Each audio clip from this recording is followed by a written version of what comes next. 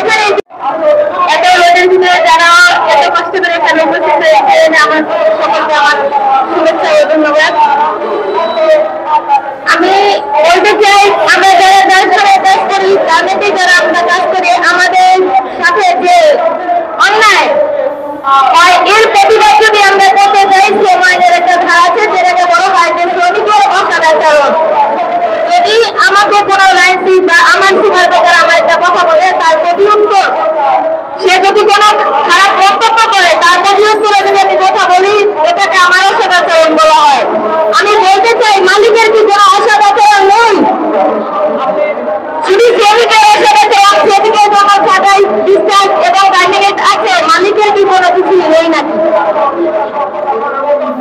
কোন শ্রমিক সংগঠন করলে তাকে কোন অফিসে নেওয়া হবে না, শ্রমিক সংগঠন করলে তাকে ছাঁটাই করা হবে, ডিসচার্জ করা হবে, টার্মিনেট করা হবে।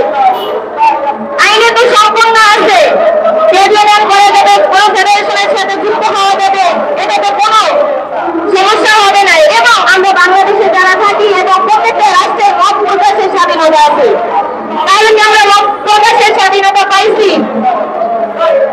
আমার কাছে মনে হয় আমরা এখনো মত প্রকাশের স্বাধীনতা আমরা কখনো কোনোদিনও পাই নাই।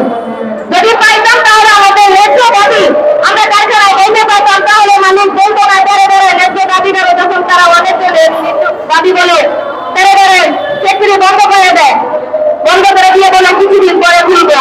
এটা শ্রমিকদের অত্যন্ত হয়রানি করা হয়, ন্যায় দেখানো হয়।